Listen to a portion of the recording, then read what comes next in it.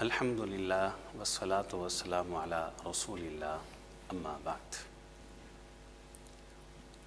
انسان کا یہ جسم اور یہ وجود جو اللہ نے پیدا فرمایا ہے، اس انسانی جسم کے لیے میری یہ بات یہ پورے دعوے سے کرتا ہوں کہ انسانی جسم کے لیے دنیا کی کسی خوراک، دنیا کے کسی پھل، دنیا کے کسی فروٹ، دنیا کی کسی میڈیسن کے اندر اللہ تعالیٰ نے وہ طاقت، وہ قوت، وہ انرجی، وہ توانائی نہیں رکھی۔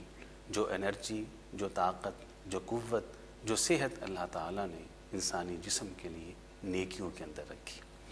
نیکی کرنے سے انسان کو جو توانائی ملتی ہے وہ کسی چیز سے نہیں ملتی۔ رسول کریم صلی اللہ علیہ وسلم ارشاد فرماتے ہیں، الصوم جنہ، یہ روزہ جو بہت بڑی عبادت ہے، بہت بڑی نیکی ہے، یہ ایک ڈھال ہے۔ یہ ڈھال کس سے ہے؟ یہ جہنم سے بھی ڈھال ہے۔ یہ ڈھال کس سے ہے؟ یہ گناہوں سے بھی ڈھال ہے۔ لیکن حضرات، الصوم جنہ، یہ روزہ بیماریوں سے بھی ڈھال ہے۔ یہ روزہ انسانی جسم کو بیماریوں سے محفوظ رکھتا ہے۔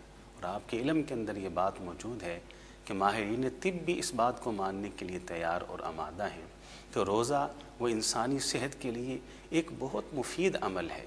روزہ رکھنے سے انسان بے شمار بیماریوں سے محفوظ رہتا ہے، بلکہ انسان کا یہ پیٹ اور معدہ وہ تو پورا سال یہ دعا کرتا رہتا ہے کب رمضان کا مہینہ آئے اور مجھے کچھ آرام ملے اور مجھے بیماریوں سے نجات ملے۔ تو گویا کہ انسانی جسم کے لیے جو توانائی، جو صحت اللہ رب العزت نے نیکی کے اندر رکھی ہے، وہ دنیا کی کسی خوراک کے اندر نہیں رکھی۔ الا بذکر اللہ تطمئن القلوب، بار بار اللہ قرآن کے اندر ارشاد فرماتا ہے کہ دلوں کا اطمینان ذکر الہی کے اندر ہے، روح کا اطمینان وہ ذکر الہی کے اندر ہے۔ تو حضرات، اپنے آپ کو نیک بنائیے۔ یہ نیکیاں انسان کو دنیا کے اندر بھی بہت سارے فائدے دیتی ہے اور آخرت کے اندر بھی انسان کی نجات کا ذریعہ بن جائے گی۔ تو اللہ تعالیٰ اس کہنے والے کو بھی اور سب سننے والوں کو اپنے نیک وکار بندوں کے اندر شامل فرمائے۔